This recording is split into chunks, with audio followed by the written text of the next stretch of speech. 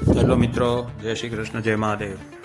મિત્રો, આજે અમે જેને અનુકૂળતા હતી એ લોકો ફરવા માટે નીકળી ગયા. તો જંગલ વિસ્તારમાં જવું તો એવી ઈચ્છા હતી. આ મુનિ બાપુના આશ્રમ મેં જવાય એ રસ્તો છે. અમે સૌ પહેલાં ગાયત્રી મંદિરે ગયેલા, ત્યાંથી ઉપરના વાઘેશ્વરી માતાજી, અને ઉપરના વાઘેશ્વરી માતાજીની બરોબર મંદિરની બાજુમાંથી એક કેળે જેવો રસ્તો ઉપર જાય છે. એ મુનિ બાપુના આશ્રમ તરફ જાય છે. અત્યારે સાંજના 5:30 જેવો ટાઈમ થયો છે.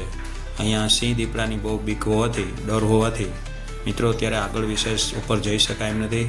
લેડીઝ સાથે છે, એમાં મારા જે મોટા ભાઈ શશિકાંતભાઈ છે, મારા ભાભી છે, અને મારા મિસિસ છે, અને હું છું. અમે 4 વ્યક્તિ છીએ. એટલે અમે આગળ જવાનું હવે માંડી વાળ્યું છે. અહીંયા ગ્રાઉન્ડ મોટું છે, અહીંયા ફોટોગ્રાફી થઈ શકે એવી સરસ જગ્યા છે. આ જંગલની વચ્ચોવચની જગ્યા છે. આ ઉપરની સીડીમાંથી ઉપરથી હવે અમે નીચે ઉતરીએ ત્યારે આ મોટાભાઈ આગળ છે, પછી મારા મિસિસ પણ છે, અને મારા ભાભી પણ છે. તો આ લોકો હવે નીચે ઉતરે છે. તો આ રીતે અમે એમ કે જંગલ વિસ્તારમાં આ અંબાજી, આપણે ઉપરના વાઘેશ્વરી માતાજી કહેવાય છે, એ મંદિરે ગયેલા. હવે મિત્રો, મોટાભાઈ સમિધમાં વપરાય છે યજ્ઞમાં, એ સમિધ માટેનું નાના નાના ડાળખાઓ જે સૂકેલા હોય તે સમિધમાં વાપરવામાં યજ્ઞ કાર્ય માટે નીચેથી લે છે, અને એ ડાળખાને જરૂર પૂરતા કાપી અને એટલા નાના લેવાના છે કે માત્ર સમિધ પૂરતા જ ઉપયોગમાં આવી શકે.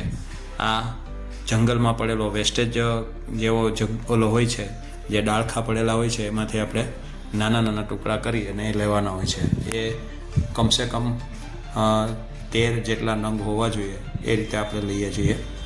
અને આ મિત્રો, હવે સાંજ ઢળવા આવી છે. હા, તો મિત્રો, આપણે ફરી એક બીજા નવા વિડીયોમાં મળીએ. ત્યાં સુધી જગદીશ ભટ્ટના આપ સર્વેને જય શ્રી કૃષ્ણ, જય મહાદેવ. હવે આ વિડીયો તમને પસંદ પડ્યો હોય તો લાઇક, શેર, સબસ્ક્રાઈબ કરજો. આ નીચે જવાનો રસ્તો છે ગાયત્રી મંદિર તરફ, એટલે ઉપરના વાઘેશ્વરીથી હવે નીચે તરફ જઈએ છીએ. તો મિત્રો, તમને આ વિડીયો પસંદ પડ્યો હોય તો લાઇક, શેર, સબસ્ક્રાઈબ કરજો, અને મારો વિડીયો પૂરેપૂરો કાયમને માટે જોતા રહેજો મિત્રો. અને ફરીવાર આપણે મળીએ. હવે આપણે ઘર તરફ પ્રયાણ કરીએ છીએ. સંધ્યા ઢળવા આવી છે. તો મિત્રો, હવે આપણે નીચે ઉતરીએ છીએ ગાયત્રી મંદિર અને નીચેના વાઘેશ્વરી માતાજી તરફ. તો આ રસ્તો એ તરફ જાય છે. તો આપણે હવે જંગલ વિસ્તાર છોડી અને નીચે તરફ જઈએ છીએ. જે